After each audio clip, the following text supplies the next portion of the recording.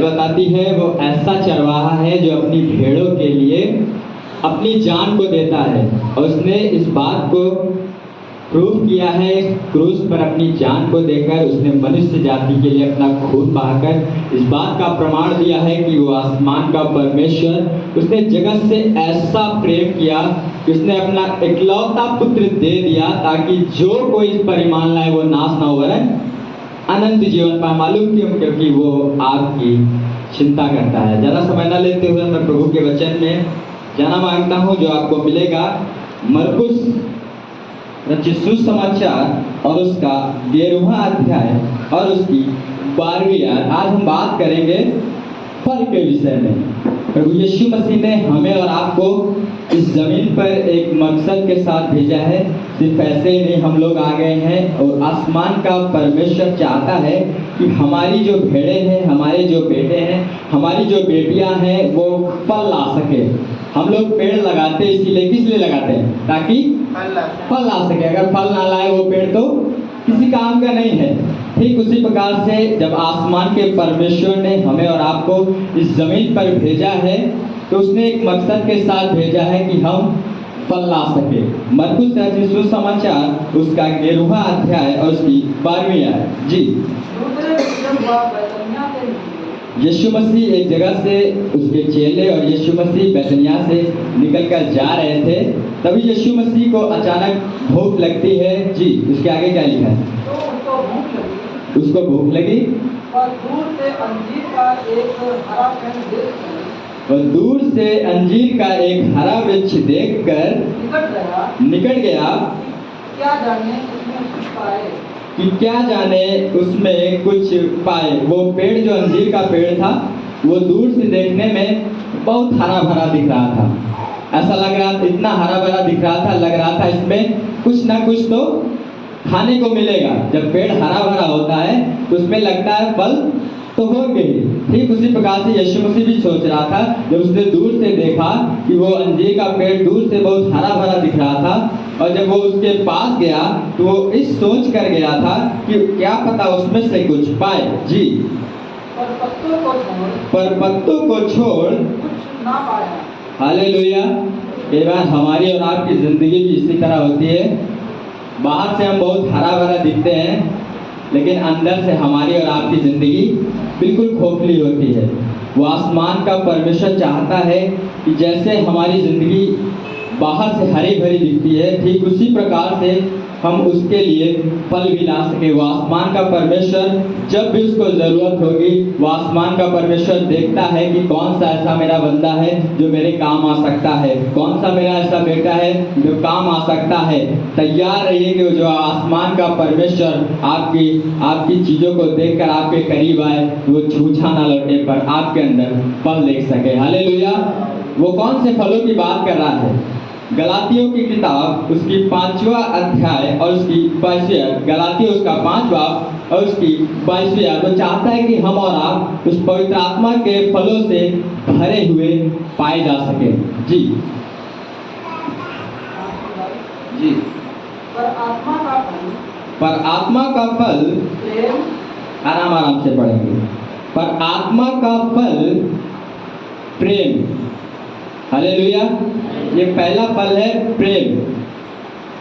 पौलुस इस बात को कहने लगा, अगर मैं स्वर्गदूतों की बोलियां बोलूं, मैं बहुत अच्छा प्रचार करूं, बहुत अच्छी वर्शिप करूं, बहुत अच्छी आराधना करूं और लोगों के लिए प्रार्थनाएं करूं और लोग चंगे हो जाए, लेकिन मैं प्रेम ना करूं तो ठनठनाता हुआ पीतल और झंझनाती हुई झांझ हूं। कहने का मतलब ये है कि सब कुछ हमारे अंदर हो पर प्रेम ना हो तो हम खोखले हैं, हमारे अंदर कुछ भी नहीं है। पहला फल है प्रेम, आनंद।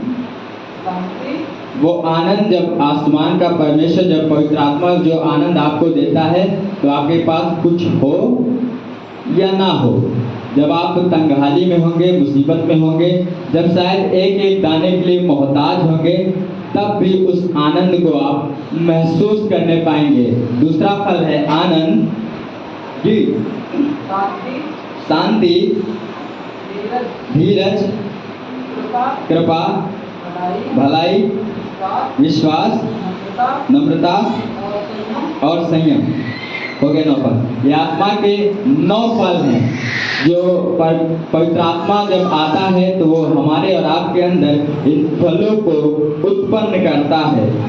क्या होगा अगर पेड़ फल ना लाए?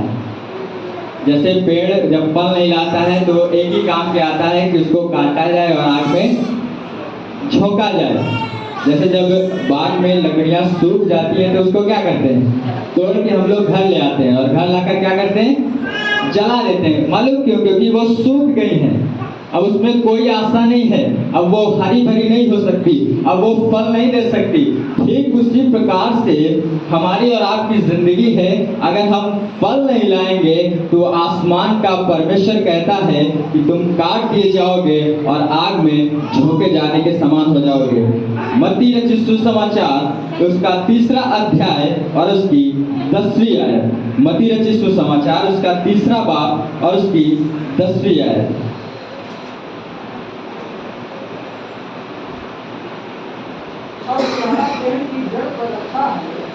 अब कुल्हाड़ा पेड़ की जड़ पर रखा है जी, इसलिए जो पेड़ अच्छा फल नहीं लाता वो काटा और आग में झोंका जाता है, और किसी काम के नहीं। अगर वो पेड़ फल नहीं लाएगा तो पेड़ आग में झोंके जाने के अलावा और कोई काम का नहीं है। वो आसमान का परमेश्वर चाहता है कि हम फल ला सके। लूका रचित सुसमाचार 13वां अध्याय उसकी 6ठी आयत में एक दृष्टांत को यीशु मसीह बताने लगा बड़ी खूबसूरती से, और कुछ इस प्रकार से लिखा है। लूका रचित सुसमाचार उसका 13वां अध्याय और उसकी 6ठी आयत।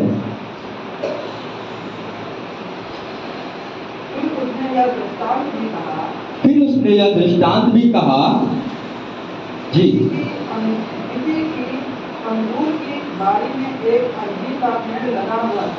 किसी की अंजीर की बारी में एक अंजीर का पेड़ लगा हुआ था। वह उसमें फल ढूंढने, जैसे आसमान के परमेश्वर ने हमें और आपको इस जमीन पर भेजा है, उसने हमें और आपको एक पेड़ के समान नियुक्त किया है, और वो समय समय पर चेक करता है कि हमारे जो पेड़ है जिसको हमने नियुक्त किया है वो फल ला रहा है या नहीं ला रहा है। ठीक उसी प्रकार से यीशु मसीह दृष्टांत में एक इस तरह से कहने लगे कि उसने जब चेक करने के लिए आया कि फल लग रहे हैं कि नहीं लग रहे हैं जी, ढूंढने आया परंतु ना पाया, तब उसने बारी के रखवालों से कहा,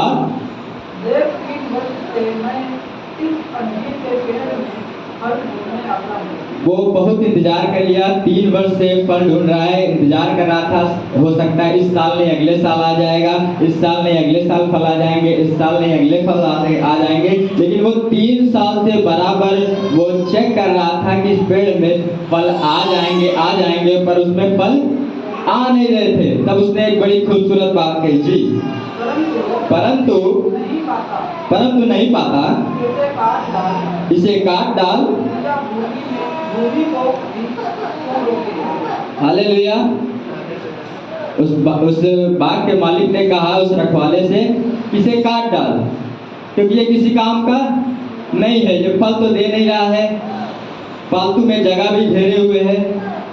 ऐसा कर, इसको तू काट डाल और इसको आग में झोंक दे, क्योंकि ये मेरे किसी काम का नहीं है। वो आसमान का परमेश्वर चाहता है कि जब वो हमारे और आपके करीब आए, जैसे वो अंजीर के वृक्ष को देखकर उसके करीब गया, ठीक उसी प्रकार से वो आसमान का परमेश्वर जब हमारे और आपके करीब आए वो कह सके, हाँ मैंने इस पेड़ को नियुक्त किया है और ये फल देने के लायक है, और वो खुश हो सके इस बात से कि वो फल ला रहा है। मैं कुछ पेड़ों की बात करूंगा आज जो एक ही जगह पर लगाए हुए हैं और एक अच्छा फल ला रहा है और एक बुरा फल ला रहा है, या कहिए फल नहीं ला रहा है। एक पेड़ है जो फल ला रहा है, एक पेड़ है जो फल नहीं ला रहा है। दोनों पेड़ एक ही जगह पर लगाए गए हैं, एक ही भूमि से उनको सब कुछ मिल रहा है, उसी पानी के आसपास लगाए गए हैं, सेम जगह पर लगाए गए हैं, वही वातावरण है, लेकिन फर्क ये है कि एक पेड़ अच्छा फल ला रहा है और एक पेड़ फल नहीं रहा है। मैं बात कर रहा हूँ एली के पुत्र और शमूएल के बारे में। एली के पुत्र और जो शमूएल था, दोनों एक ही जगह पर, एक ही भवन में, उसी भवन में रहा करते थे।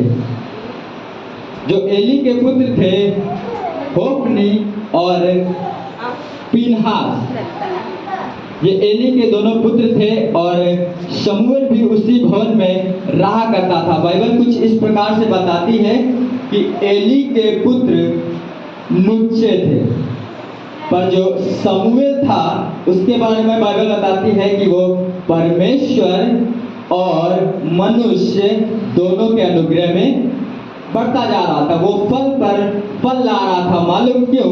क्योंकि वो जो पेड़ लगाए गए थे, वो पेड़ जो शमूएल था, वो आसमान के परमेश्वर की उपस्थिति में बना रहता था। वो एली के जो पुत्र थे वो इतने लुच्चे थे कि दान पेटी में से दान को चुरा लिया करते थे। वो जो कलीसियाओं में बहनें आती थी उनके साथ दुष्कर्म किया करते थे। वो इतने लुच्चे थे, इतने खराब थे। वहीं पर शमूएल अच्छा फल ला रहा था और एली के जो पुत्र थे वो फल नहीं ला रहे।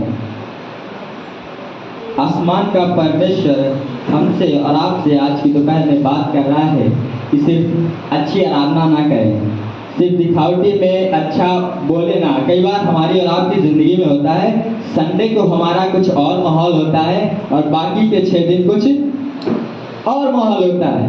दूर से संडे के दिन हम हरे भरे बिल्कुल बहुत बढ़िया मसीही क्रिश्चियन लगते हैं, लेकिन 6 दिन जब यीशु मसीह करीब आता है तो उसे कुछ नहीं मिलता। यीशु मसीह चाहता है जब आपके करीब आए तो वो निराश ना हो। अगर वो निराश हो गया, मालूम उसने अंजीर के वृक्ष से क्या कहा कि जा अब तुझमें कभी फल ना लगे।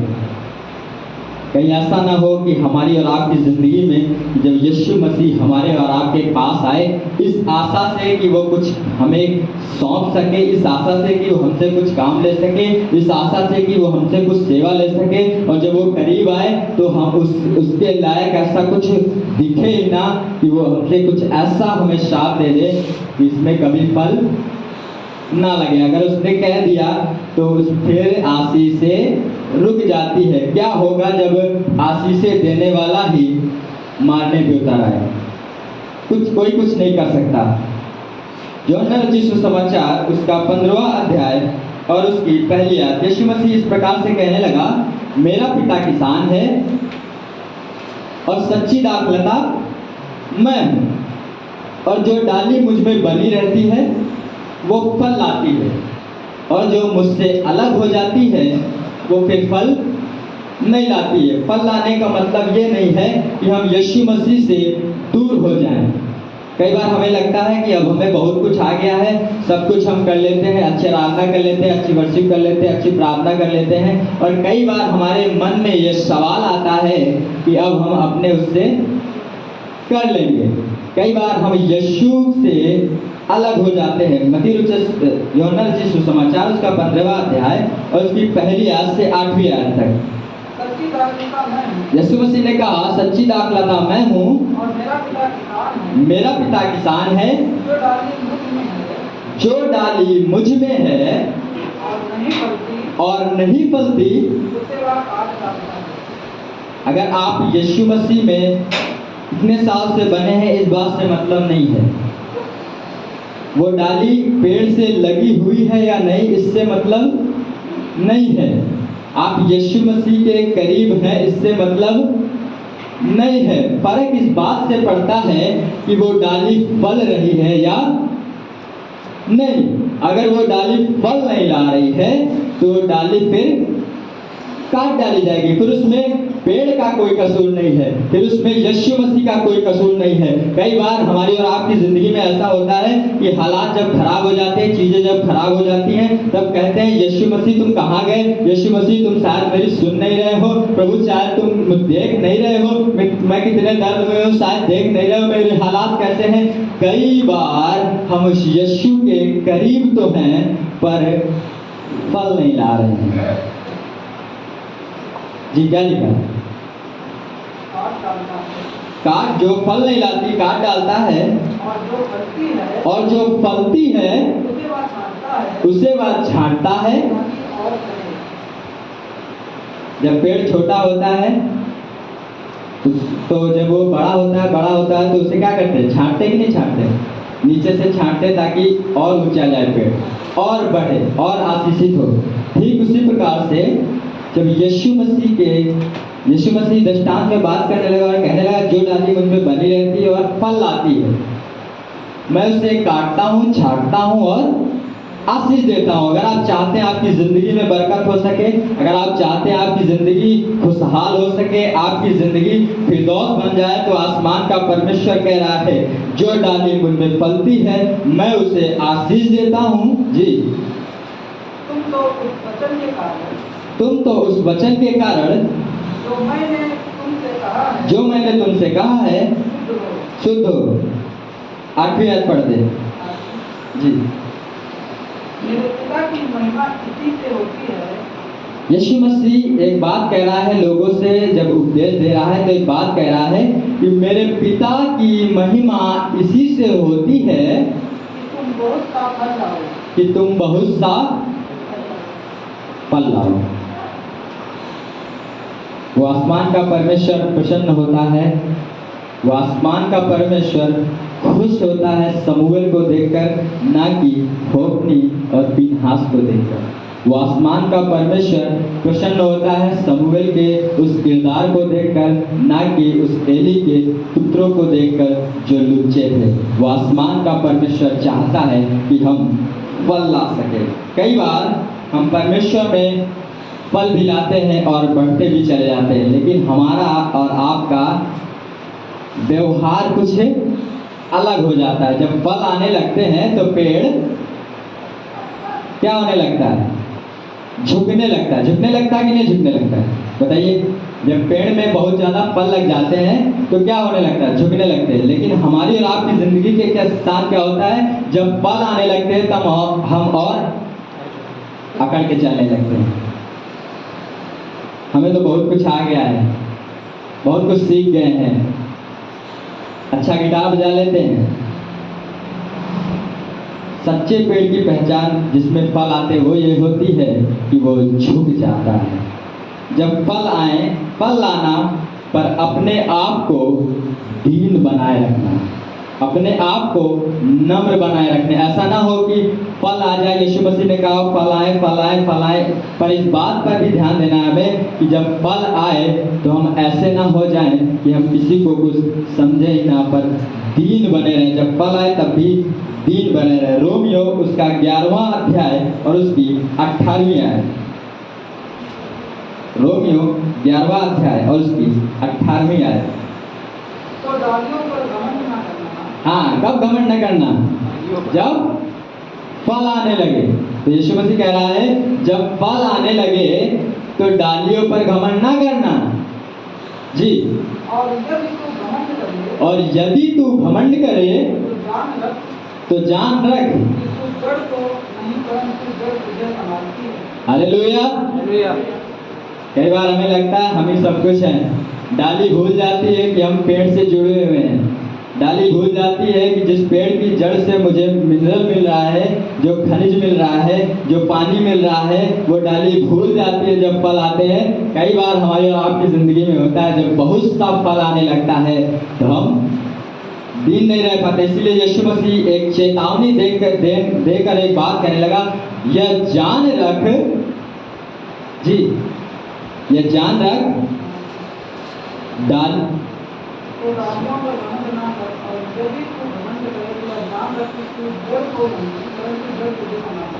हालेलुया। जड़ कौन है? यीशु मसीह। जब तक डाली जड़ से बनी रहेगी वो डाली फल लाती रहेगी, लेकिन अगर डाली जड़ से अलग हो गई या उस पेड़ से अलग हो गई, और वो पेड़ कौन है मालूम? यीशु मसीह। कई बार हम और आप उस यीशु से अलग होकर चीज़ें करने की कोशिश करने लगते हैं, उस यीशु से अलग होकर चीज़ें सुधारने की कोशिश करने लगते हैं, लेकिन कई बार चीज़ें बिगड़ जाती हैं। इसलिए यीशु मसीह कहने लगा, जान रख, डाली पेड़ को नहीं पर जड़ डाली को संभालती है। यूहन्ना रचित सुसमाचार और उसका 15वां अध्याय और 16वीं आयत। फल लाएं, फल जब आ जाए घमंड ना करें और झुक कर रहे, नम्र होकर रहे, दीन होकर रहे, और जब फल आ जाए तो ऐसा ना हो कि फल आ जाए और चला जाए। जो फल आए वो बना भी रह सके। ऐसा ना हो कि आज प्रार्थना करी, आज आराधना करी, आज यीशु मसीह के करीब गए और उसके बाद फिर आता पता नहीं कहाँ यीशु मसीह है। जो फल ला रहे हैं वो फल बना रहना चाहिए। जो फल हमारी और आपकी जिंदगी में उत्पन्न हुआ है, जो पवित्र आत्मा ने हमारे अंदर डाला है, वो सिर्फ डाल कर वो चला ही ना जाए, पर वो हमारी और आपकी जिंदगी से, हमारे और आपके आत्मिक जीवन से दिखना चाहिए। जब आत्मा के 9 फल हमारे अंदर आते हैं तो वो दिखता है। प्रेम फिर आपके व्यवहार से दिखता है, धीरज आपके स्वभाव से दिखता है, शांति आपके वातावरण से दिखती है, आपके घर के माहौल से शांति दिख जाती है। यूहन्ना रचित सुसमाचार उसका 15वां बाब और उसकी 16वीं आयत। तुमने मुझे नहीं चुना, तुमने मुझे नहीं चुना, परंतु मैंने तुम्हें चुना है। इस बात को भूल जाइए कि हमने यीशु मसीह के करीब आए हैं या हमने यीशु मसीह को चुना है।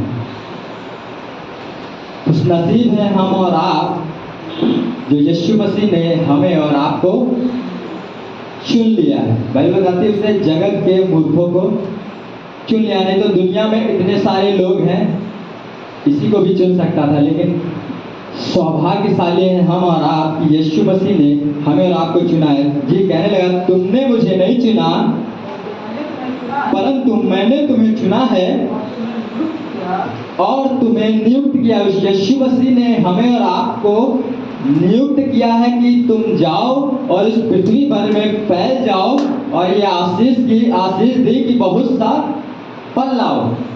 और यीशु मसीह कहने लगा, मैंने तुम्हें नियुक्त किया है कि तुम जाकर फल लाओ और तुम्हारा फल बना रहे। ऐसा ना हो कि फल आए और चला जाए, ऐसा ना हो कि चीजें अच्छी हो, कुछ दिन के लिए घर ऐसा लगे बिल्कुल जन्नत जैसा हो जाए, कुछ दिन में ऐसा लगे फिरदौस जैसा हो जाए, और कुछ दिन में ऐसा लगे कि नरक से बदतर लग रहा है। कई बार लगता है घर ना कि भैया घर नरक से बदतर लगता है। कहीं बाहर चले जाओ तो शांति मिल जाती है और जैसे ही घर में आओ फिर वैसे ही हो जाता है। वो आसमान का परमेश्वर चाहता है कि साल के 365 दिन आपका घर फिरदौस बन सके। वो आसमान का परमेश्वर चाहता है कि 365 दिन आप खुशहाल रह सके, आपका फल साल के 365 दिन बना रहने वाला हो सके। वो सिर्फ 1 दिन का नहीं, 2 दिन का नहीं, पर वो युगान युग तक बना रहने वाला हो सके। जब आसमान का परमेश्वर इस आसमान में आए हमें और आपको लेने के लिए, जब वो दूसरे आगमन में आए तो जब देखेगा कि कौन कौन पेड़ है जो फल लाया है, और वो आसमान का परमेश्वर जब आपको देखे तो मेरी दुआ है कि आपको देखकर वो निराश ना हो, पर वो आपके लिए जो सेवा दी है, जिस काम के लिए आपको नियुक्त किया है, वो देखकर खुश हो सके और आपको शाप नहीं पर आशीष दे सके। हालेलुया। तो वो आपको इस वचन से बड़ी आशीष दे, बड़ी बरकत दे।